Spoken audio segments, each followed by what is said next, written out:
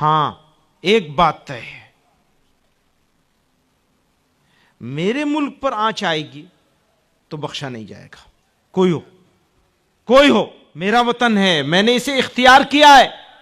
اس کو غور سے سن لیجئے، یہ میں بات اس لیے نہیں کہہ رہا ہوں کہ کسی کو سنانا چاہتا ہوں یا چڑھانا چاہتا ہوں، میں یہ کہہ رہا ہوں کہ انہوں نے اس ملک کو اختیار کیا، میرے آبا و اجداد نے، تو غلط نہیں کیا تھا، سوچ سمجھ کے کیا تھا، صحیح فیصلہ تھا ان کا۔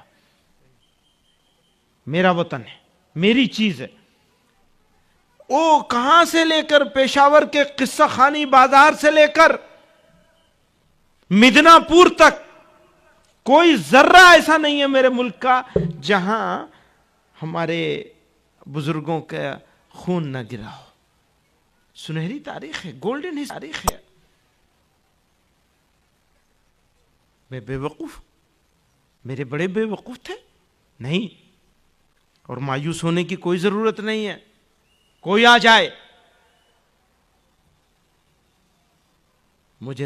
میں کسی کی وکالت نہ سمجھا جائے، کوئی آ جائے، کوئی چلا جائے، میں پھر کہہ رہا ہوں اعتماد کے ساتھ، ہاں ہمیں اپنا رویہ اور ایٹیٹیوڈ کی نگرانی کرنی پڑے گی۔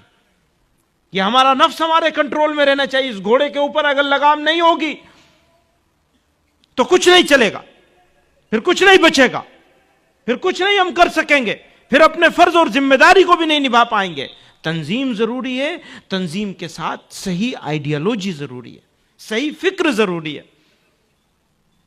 راستہ تو بامبے جانے کا ادھر ہے، چلے جا رہے ہیں ادھر، پہنچ جائیں گے بامبے؟ نہیں پہنچیں گے۔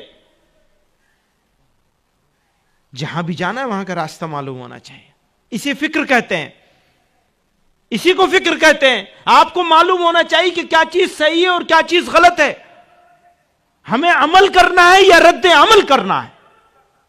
پوری قوم ریئیکشنری قوم بن گئی ہے، بس رد عمل میں پڑے ہوئے، عمل کے بارے میں فکر نہیں کر رہے ہیں۔ آبادیوں کا حال دیکھیے، مسلمان بچوں کی تعلیم کا حال دیکھیے، بچوں کی دینی تعلیم اور تربیت کا حال دیکھیے، بچیوں اور بچوں کی۔ آج ہمیں شراب کی مخالفت میں کھڑے ہونا پڑ رہا ہے اس لیے کہ ہم نے اپنی بچیوں اور بچوں کو دینی تربیت نہیں دی، دین نہیں سکھایا۔ بڑے ہو گئے، عمر دراز ہو گئی، کلمہ نہیں جانتے مسلمان۔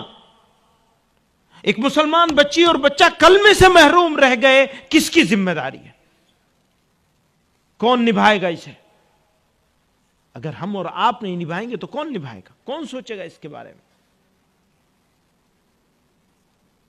بس اس فکر میں ہے کہ فلانے صاحب نے فلانے صاحب کا بڑا اچھا جواب دے دیا، منہ توڑ، ترکی بترکی۔ ہاں،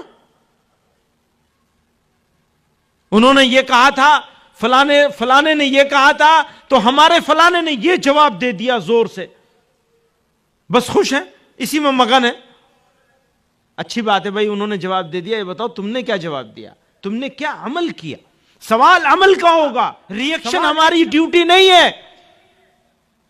مزاج کو بدلنا ہوگا۔